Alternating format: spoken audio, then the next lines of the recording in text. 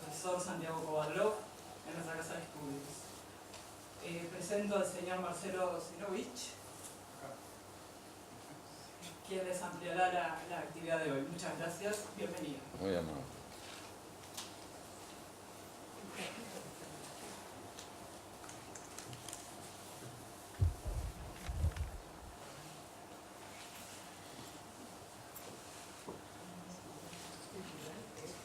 Buenas noches y gracias por vuestro tiempo y por venir, por estar acá.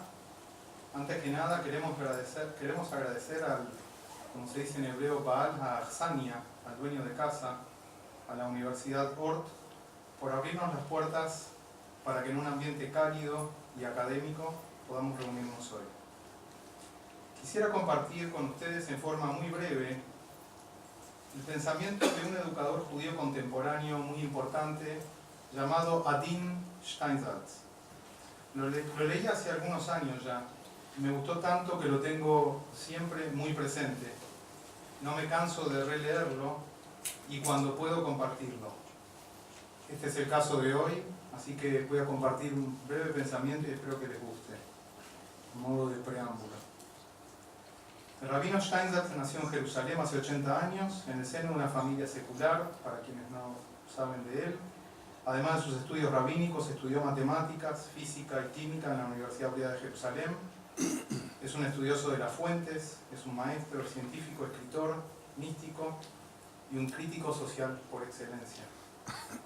El artículo en cuestión se llama El judío curioso.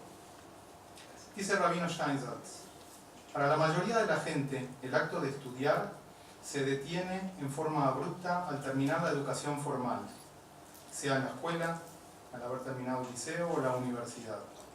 En el mejor de los casos, la mayoría aprende a través de las experiencias de la vida. Aquellos que viven en ciudades más importantes pueden elegir dentro de una oferta mayor de conferencias que pueden participar y escuchar. Sin embargo, pocos adultos estudian en forma continua, en forma disciplinada, por el solo hecho de estudiar. La curiosidad es una característica de la juventud. Los primates abandonan la curiosidad a una edad temprana para dedicarse a los problemas de la supervivencia y satisfacer las necesidades de procreación. Pero la prolongada niñez del humano le da la oportunidad de desarrollar por más tiempo esta cualidad llamada curiosidad. Muchos sistemas educativos no entienden esta cualidad humana de la curiosidad y ponen el foco en hacer que el asunto estudiado sea relevante y que tenga una aplicación práctica. Lo que logran estos sistemas es minimizar el potencial que tenemos los humanos de preguntar, de probar, de curiosear. Muchos de los descubrimientos importantes de la humanidad surgieron a raíz que las personas que los descubrieron jugaban con los elementos que tenían a mano, los tocaban, modificaban sus usos tradicionales, los probaban y así hasta de casualidad descubrieron algo importante. Una primera conclusión entonces del rabino es que uno podría llegar a decir que la falta de curiosidad en forma continua es lo que enlentece el avance del humano. Según nuestra tradición, los judíos estamos comandados a estudiar la Torá, por el solo hecho de estudiarla. Esta actividad religiosa es bastante inusual. La mayoría de las religiones esperan de sus fieles una adherencia a la creencia y a hacer lo correcto, pero no los obligan a estudiar. El judío, sin embargo, estudia la Torá como una actividad per se, una actividad en sí misma, independientemente si la persona es creyente o no, o si lo que estudia lo lleva a la práctica o no. Independientemente del nivel activo de curiosidad de cada uno, todos por igual tenemos esta obligatoriedad de estudiar en forma constante. ¿Y por qué la Torá nos comanda a estudiar? Nos dice el rabino que teológicamente estudiar es una manera de conectar con él. La habilidad de poder estudiar por el solo hecho de estudiar es la cualidad que hace al humano más elevado que los propios ángeles, ya que los ángeles parecen no tener curiosidad porque lo saben todo, y por otro lado, los animales solo aprenden lo que precisan para sobrevivir. Una segunda conclusión del rabino es que los únicos seres que tienen la capacidad de curiosear por todo son los seres humanos. Este concepto sencillo y potente ha llevado a algunos a niveles intelectuales muy destacados. El Premio Nobel de Física en 1944, un científico judío norteamericano llamado Isidor Rabin, le atribuyó sus logros científicos a sus padres. Cada día cuando volvía a casa, nunca le preguntaron qué es lo que había aprendido. Sus padres solo querían saber qué buenas preguntas hiciste hoy. Estamos a 2 días de la festividad de Shavuot. En esta festividad no bailamos, no cantamos, simplemente nos detenemos a estudiar la Torá en forma individual o en forma conjunta. Pero estudiamos Torá. Es a modo de preámbulo a Shavuot que nos dimos el gusto y tenemos el honor como comunidad de invitar al profesor Kovadlov a estudiar con nosotros. Queremos agradecerle al profesor Kovadlov por aceptar nuestra invitación e introducirnos en estos tiempos de fiesta, Zman Matan Torateinu, los tiempos de recepción de la Torá. El profesor estará con nosotros hoy, continuaremos estudiando mañana 12:15 en esta misma casa de estudios y mañana por la noche a las 19 horas en el Hotel Sheraton en Punta Carretas, en una actividad organizada por la Fundación Tzedakah, cuya recaudación será en beneficio de los más débiles de nuestra comunidad. El profesor estará compartiendo sus reflexiones y quizás lo más importante es que nos dejará más preguntas que respuestas. Es nuestro deseo que podamos continuar desarrollándonos como comunidad, habilitando a que exista en forma constante espacios como este, espacio de estudio, de reflexión y de preguntas. Paso ahora a presentar el currículum del profesor Kovadlov. El profesor Santiago Kovadlov reside en Buenos Aires, donde nació el 14 de diciembre de 1942. Es ensayista, poeta, traductor de literatura de lengua portuguesa y autor de relatos para niños. Se graduó en filosofía en la Universidad de Buenos Aires. Es doctor honoris causa por la Universidad de Ciencias Empresariales y Sociales. Profesor honorario de la Universidad Autónoma de Madrid, miembro del Comité Académico y Científico de la Universidad de Ben Gurión en el Negev, en Israel, miembro de la Academia Argentina de Letras, miembro correspondiente de la Real Academia Española y vicepresidente de la Academia Nacional de Ciencias Morales y Políticas. Fue miembro del Tribunal de Ética de la Comunidad Judía de Buenos Aires. Su obra literaria incluye géneros como el ensayo, la poesía, los relatos para niños, así como ha publicado numerosas traducciones del portugués al español. Kovadlov ha obtenido numerosas becas y distinciones nacionales y extranjeras, entre las primeras y en repetidas ocasiones, las de la Fundación Calouste Gulbenkian de Lisboa y de la Secretaría del Estado de Cultura de Portugal. En 1992 recibió, como ensayista, el primer Premio Nacional de Literatura de la República Argentina. En el 2000, el primer Premio de Poesía de la Ciudad de Buenos Aires.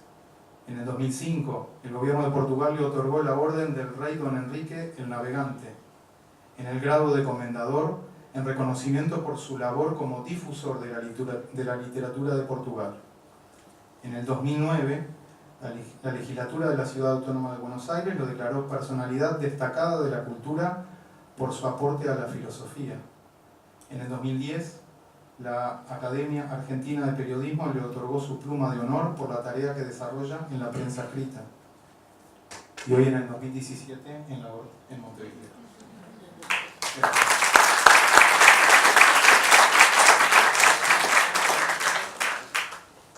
Bien, se escucha, ¿verdad? Supongo que sí. Quiero expresar mi gratitud a esta casa, a Marcelo por lo que supo decirnos antes de hablar de mí, recordando a este rabino, a cuyas palabras es poco lo que yo puedo añadir, aunque sea mucho el tiempo que me tome para hablar. Lo esencial es lo que ya escuchamos, y créanme que no es un acto de modestia, tiene que ver con la meta de toda exposición. La meta de cualquier exposición que aspire a ser judía es sostener la capacidad de preguntar, es decir, liberarnos de una respuesta inequívoca para reformular una pregunta que reabra aquello que está inscrito en el campo de un saber presuntamente definitivo. Esto significaría entonces que las preguntas vienen después de las respuestas. Ante todo sintomatizan, voy a ver si puedo hablar desde aquí para no estar tan inclinado. ¿Hola? Sí. Sí, pues si no tengo que estar muy sobre el... Ahí está, muchísimas gracias. Las preguntas acusan el estado de disfuncionalidad de una respuesta.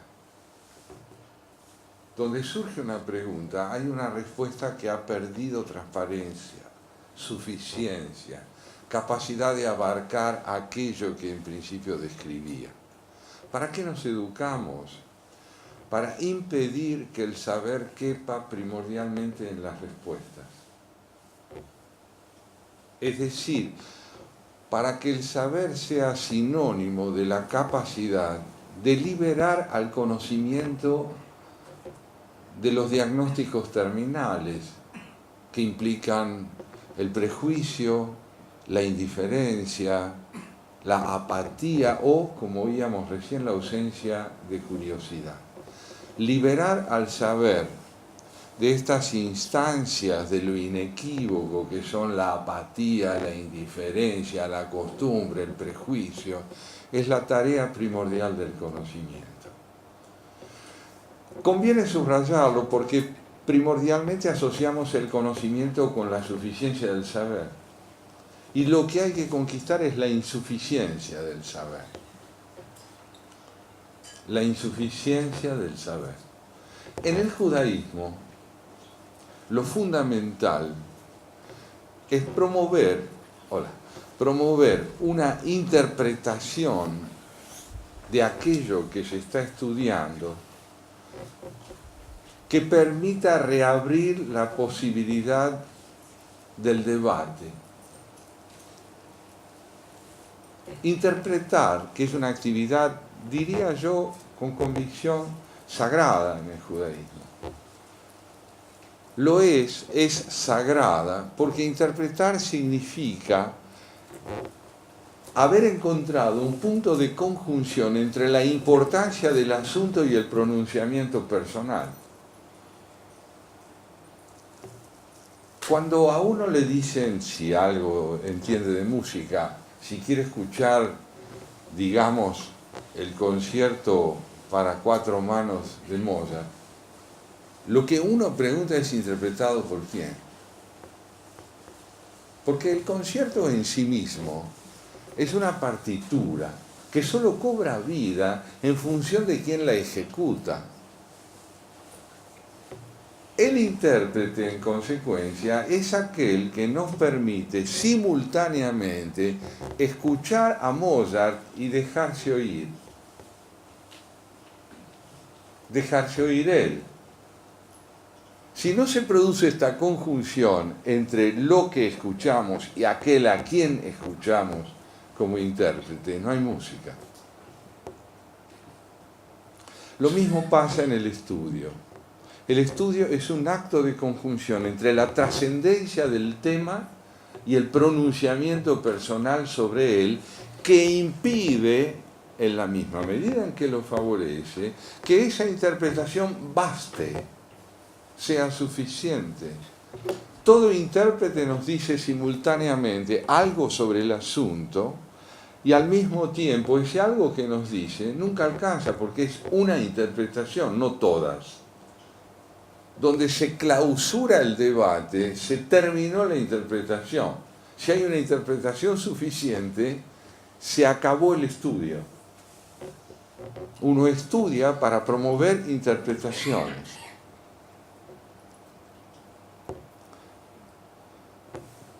Es probable que esto resulte poco claro, pero es que no tenemos el hábito de estudiar, en el sentido judío del término.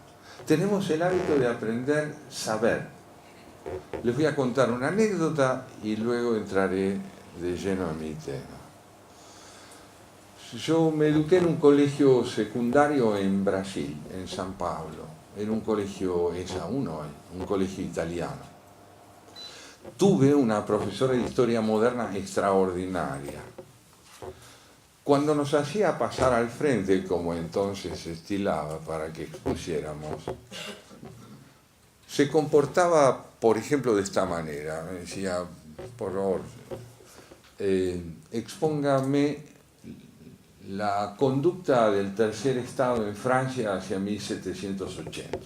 Tercer estado de la burguesía, ¿no? La aristocracia, la religión, la burguesía. Expóngame la conducta del tercer estado en Francia hacia 1780. Y añadía antes de darme la palabra, recuerde que yo ya lo sé. ¿No? Extraordinario. ¿Por qué me decía eso? Bueno, quería escuchar sé. Quería escuchar el destino que lo que dijo había corrido en mí. Quería escuchar me. Y la nota la pondría al que se expuso en la interpretación de lo que ella enseñó. No quería que fuera un eco de ella.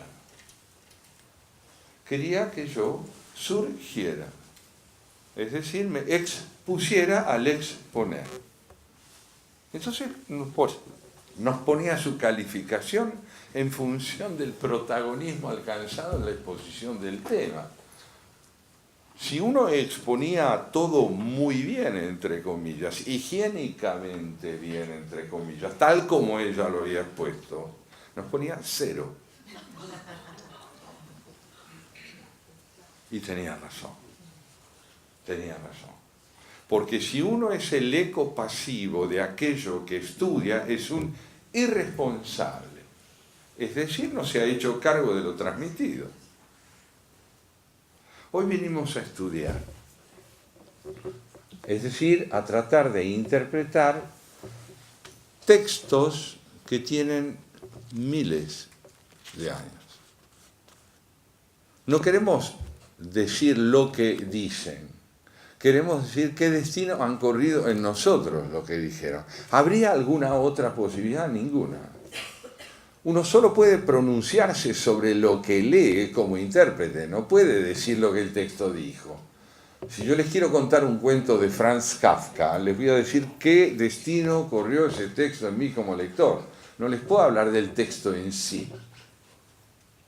No hay texto en sí, partitura de Mozart para piano, no ejecutada por alguien. De manera que la interpretación es ineludible y el judaísmo la descubrió muy pronto. Quiere la conjunción entre la propuesta textual y la interpretación personal. De no producirse eso, el judaísmo no vive. Agoniza en la erudición, que es el destino repetitivo de ese capital prodigioso que es el pensamiento bíblico. Así que nos tenemos que poner a salvo de la inequivocidad presunta de nuestra palabra. Es conveniente no tener toda la razón.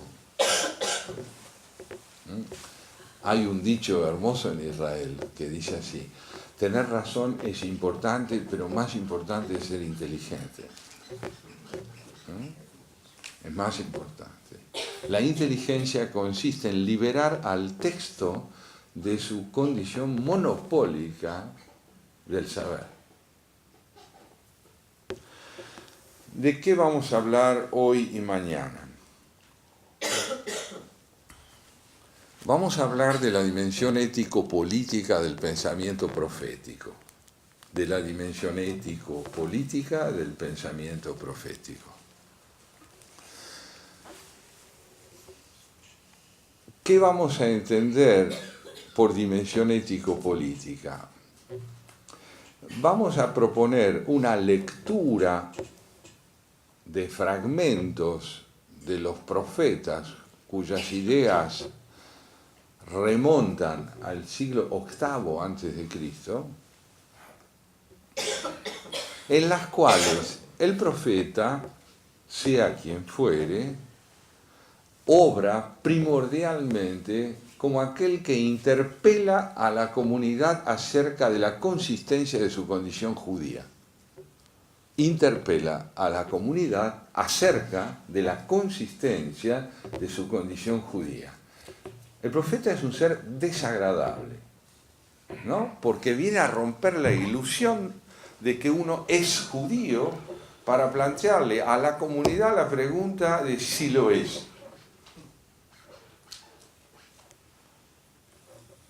Le fue mal a los profetas en la comunidad judía desde el siglo VIII hasta el siglo III antes de Cristo. Mal quiere decir, fueron gente combatida, no solo combativa. ¿Y por qué fueron combatidos? Se los llamaba mesugá, locos de Dios. ¿Por qué irrumpían en su tiempo y en la comunidad de su tiempo, arrogándose, entre comillas, la necesidad de transmitir un mensaje que habrían recibido de Dios, sin tener autoridad alguna derivada de un consenso colectivo que los autorizara a hablar como lo hacían? No eran rabíes, no eran autoridades políticas, no eran figuras, como les digo, consensuadas por la comunidad de modo tal que gozaran de un cierto prestigio. Eran disruptivos. Aparecían, levantaban la mano y decían: dijo el Señor. ¿Y qué era lo que dijo el Señor por boca del profeta? Que quienes decían representar a la comunidad no la representaban. Que mientras hubiera miseria, corrupción, ausencia de sujeción a la ley, la alianza estaría rota. Y que quienes así gobernaban representaban un poder vacío de ley. Es decir, eran subversivos. Eran subversivos. Esto se lo decían los profetas a las autoridades de la comunidad. Enfrentaban a los rabíes, a los policías, al rey, y recibían riesgos muy grandes, a veces el de la muerte. La cárcel con toda seguridad, apedreados vivían. Y no podían dejar de obrar como lo hacían. No podían. Porque, como bien dice Jeremías, si por mí fuera yo no transmitiría ese mensaje, porque no lo escucha nadie. Nadie coincide conmigo. Yo preferiría, y se dirige a Dios, ¿no? Yo preferiría que elijas a otro. Pero la verdad que a mí bien no me va con esto. Y cuando yo tomaba la decisión de renunciar al pronunciamiento que en mí presionaba por brotar como mandato divino, sentía que un fuego me quemaba el pecho y que tenía que volver a hablar. Esto se llama vocación profética. Cuando hay vocación, uno no está ante algo que elige, uno está condenado a cumplir con ella. La vocación no es una opción, es una fatalidad. Si uno puede elegir qué hacer, uno no tiene una vocación, tiene intereses, esto o aquello. La vocación no deja opciones, o uno cumple con ella o es profundamente infeliz. Y cumplir con ella no significa ser reconocido por los demás como alguien que alcanzó una altura prominente haciendo lo que hace, sino ser fiel a lo que uno ama, sea cual fuere el destino colectivo que corre al reconocimiento de esa vocación, grande o pequeña. Un gran poeta inglés del siglo XVIII escribió: quien desea y no obra, engendra peste.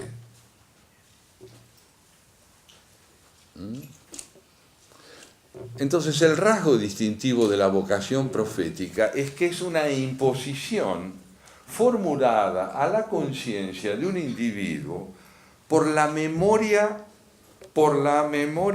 de una alianza hecha entre los padres del pueblo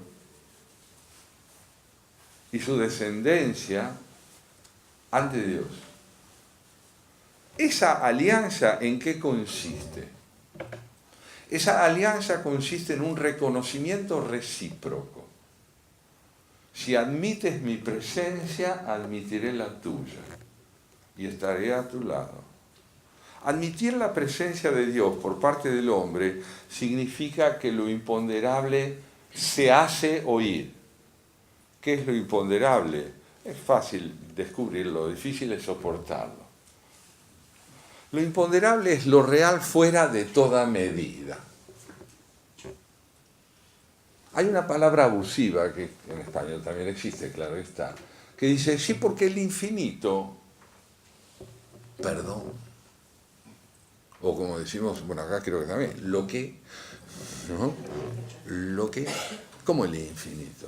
¿A qué remite la palabra infinito? Remite a nada, es decir, a lo real fuera de toda medida. Eso es lo infinito. Nosotros decimos lo infinito, como si supiéramos de qué estamos hablando. Hablamos de Dios cuando en nuestra tradición se llama el innombrable. Aquel cuyo nombre no puede ser pronunciado. Ahora, cuando el nombre de alguien no puede ser pronunciado, no tiene medida. Es invisible. Ahora bien, lo invisible, lo imponderable, lo indesignable tiene efecto sobre la conciencia cuando uno se abre a su realidad. No sabré qué es, pero la conciencia de su presencia, la conciencia de la presencia del infinito, piensen en el cosmos. Cosmos también es una palabra pusilánime, porque quiere decir orden. Yo no estoy hablando del orden, estoy hablando del desorden. Es decir, lo que excede el orden del universo. El orden es lo que podemos medir, el desorden es lo real fuera del orden. Dice la física traducida a un enunciado verbal: el universo es un infinito en expansión. Espero que no lo hayan entendido, porque no se puede entender. El universo es un infinito en expansión.